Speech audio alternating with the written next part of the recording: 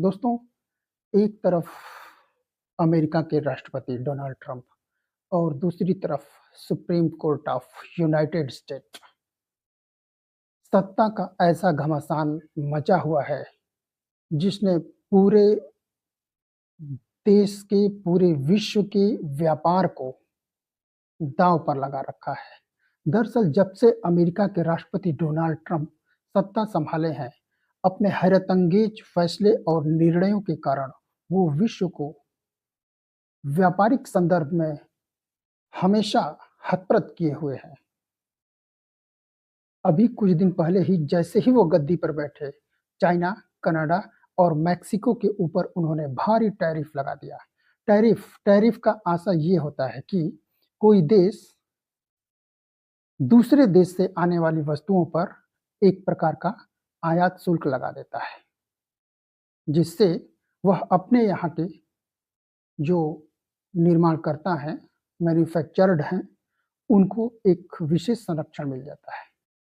इसके पीछे Donald Trump यह देते हैं कि वे अमेरिका फर्स्ट या अमेरिकी हितों को सर्वोपरि रखने के लिए सारा कार्य कर रहे हैं।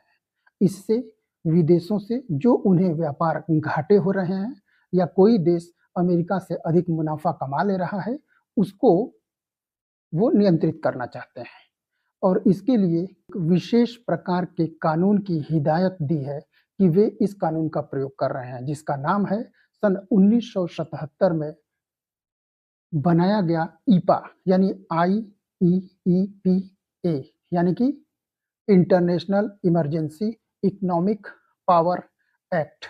इस एक्ट में यह प्रावधान किया गया था कि यदि अमेरिका को लगे, यानी अमेरिकी राष्ट्रपति को यह लगे कि किसी प्रकार से उसका व्यापार युद्ध के कारण, किसी इमरजेंसी के कारण, आर्थिक संकट या आय का संकट उत्पन्न हो रहा है, तो वह विदेशी व्यापार को नियंत्रित कर सकता है, प्रतिबंधित कर सकता है। अमेरिका के राष्ट्रपति ने इसी कानून की दलील दी है और वो संपूर्ण विश्व में टैरिफ का एक युद्ध सा, यानी टैरिफ युद्ध कह सकते हैं, का माहौल बना के रखा हुआ है। 2 अप्रैल सन 2025 को अमेरिका के राष्ट्रपति ने अधिकांश देशों पर रेसिप्रोकल टैरिफ लगा दिया और इस दिन को लिबरेशन डे के रूप में घोषित कर दिया, यानी कि से वो आर्थिक आजादी के संदर्भ में बात कर रहे हैं। तब डोनाल्ड ट्रंप के जो हितैषी हैं और विशेषज्ञ हैं, उन्होंने यह राय दी कि अगर इस प्रकार से ये टैरिफ लागू किए जाएंगे तो इससे अमेरिका की साख को भारी नुकसान होने की संभावना है। तब डोनाल्ड ट्रंप 90 दिन का पॉज लेते हैं, यानी 90 दिन की मोहलत देते हैं और कहते हैं जिस भी विश्व के देश को ऐतराज हो या कोई असुविधा हो, वो 90 दिनों के अंतर्गत समस्त ट्रेड डील को भली भांति समझ करके उसे लागू करे, क्योंकि टैरिफ तो वे लागू करेंगे। ट्रंप के इस निर्णय से अमेरिका के 50 राज्यों में से 12 राज्य नाराज हो जाते हैं। वे कहते हैं कि टैरिफ लगाने का अधिकार तो अमेरिकी संसद को है, कांग्रेस को है।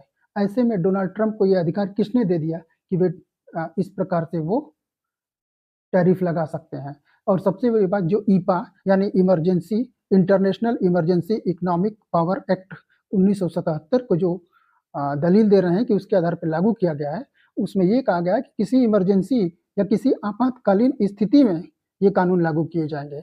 लेकिन ट्रंप ने तो ऐसे ही लागू कर दिया बिना किसी आपात स्थिति के। और ईपा यह भी आपको अनुमति नहीं देता है कि वो विदेश की किसी संपत्ति को आप जब्त करें, किसी बैंक को आप रेगुलेट करें या आयात निर्यात को नियंत्रित करें।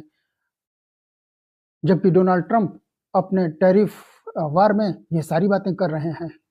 तब जो 20 फरवरी को निर्णय आता है, उसमें यह कहा जाता है, यानी सुप्रीम कोर्ट यह निर्णय देती है, 6-3 से यह निर्णय ट्रंप के विरुद्ध जाता है और कहती है कि ईपा को प्रयोग किसी विशेष परिस्थिति में ही किया जा सकता है और अमेरिका में कोई भी विशेष प्रकार की परिस्थिति या इमरजेंसी नहीं है, इसलिए कोई भी कानून जो है इस तरह का लागू नहीं किया जाएगा और जो भी टैरिफ अमेरिकी राष्ट्रपति ने लागू किए हैं वो सारे टैरिफ समाप्त किए जाते हैं। ऐसे में ट्रंप प्रतिक्रिया देते हैं और वो कहते हैं कि ये जज जो हैं ये वामपंथियों के हाथों खेल रहे हैं और वामपंथियों के हाथों में खेलने के कारण इस तरह का उल्टा-पुल्टा निर्णय दे रहे हैं। अमेरिकन डेमोक्रेसी में यह एक बहुत ही काला दिन कह सकते हैं, जिसमें अमेरिका के राष्ट्रपति के द्वारा सुप्रीम कोर्ट के जजों को भला-बुरा कहा जा रहा है। तो अमेरिका विश्व के सामने क्या तस्वीर प्रस्तुत कर रहा है? जो अमेरिका डेमोक्रेसी का सबसे बड़ा हिमायती और सबसे बड़ा देश हुआ करता था, आज स्थिति ये है कि वही उसी डेमोक्रेसी के एक स्तंभ यानी कि कोर्ट की अवमानना खुलेआम कर रहा है। न उसे कोई भय है, न कोई कुछ। डोनाल्ड ट्रंप आत्ममुग्धता और इगोइस्टिक हो चुके हैं। सुप्रीम कोर्ट के इस निर्णय का प्रभाव यह होगा कि निर्यात सस्ते होंगे, भारतीयों को भी इससे काफ़ी लाभ होगा। सबसे बढ़कर पैसा रिफंड होने की संभावना, यानी जो लोग टैरिफ से पैसा कटवा चुके हैं, उन्हें भी टैरिफ के पैसे को रिफंड की गुंजाइश हो से बढ़कर शेयर मार्केट में भी उछाल की संभावनाएं लगातार बनी हुई हैं। ऐसे में ट्रंप शांत बैठने वाले नहीं थे। ट्रंप ने 1974 के निक्सन के द्वारा प्रयोग किया गया ट्रेड एक्ट 1974 का यूज करते हैं और वो कहते हैं, जिसमें यह प्रावधान किया गया है कि अमेरिका का राष्ट्रपति चाहे तो 15% तक का ग्लोबल टैक्स लगा सकता है, लेकिन यह 15% का जो टैक्स है वह 150 दिन तक ही लागू रहेगा। इसके बाद अमेरिकी कांग्रेस की अनुमति लेनी पड़ जाएगी। तब ट्रंप पल-पल में निर्णय बदलते हुए कभी 10% तो कभी 15%, यानी 10 से 15% तक ग्लोबल टैक्स लगाने की बात करना शुरू कर देते हैं और इसे तत्काल प्रभाव से लागू करने की बात करते हैं। ऐसे में प्रश्न उठता है कि क्या सुप्रीम कोर्ट के आदेश के बाद सभी प्रकार के जो टैक्स लगे हैं वो समाप्त हो जाएंगे? तो इसका उत्तर है नहीं। सभी प्रकार के टैक्स समाप्त नहीं होंगे। कुछ ऐसे ही टैक्स समाप्त होंगे जैसे जो चाइना पे 34% का टैक्स लगा है। चाइना, कनाडा और मैक्सिको पे जो 25% टैक्स लगा हुआ है वो भी समाप्त हो जाएगा। लेकिन एल्यूमिनियम और इसके साथ ही स्टील पे लगा हुआ जो टैक्स है या टैरिफ है वो समाप्त नहीं होगा, क्योंकि वो ईपा से पहले का लगा हुआ टैक्स है। अब स्थिति भारत की आती है। भारत ने चूंकि इसी समय ट्रेड डील कर लिया था, तो ट्रेड डील से पहले भारत पे टैक्स कितना लगा था आपको याद होगा? 50%। तो जैसे ही भारत ने यह ट्रेड डील साइन की और उसमें यह प्रावधान था कि भारत रूस से तेल नहीं खरीदेगा, उसी समय वो 50% 25% में कन्वर्ट हो जाता है।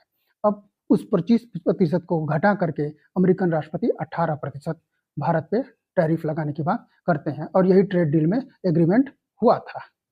इसके बाद अगर सुप्रीम कोर्ट के निर्णय की हम बात करें तो इस हिसाब से तो टैक्स जीरो हो जाना चाहिए था, लेकिन जब सुप्रीम कोर्ट का निर्णय नहीं आया था या अमेरिका 18% टैक्स नहीं किया था, उस समय भी मोस्ट फेवर्ड नेशन के नाम पे 3.5% यानी 3.5% का टैक्स लगता रहा था।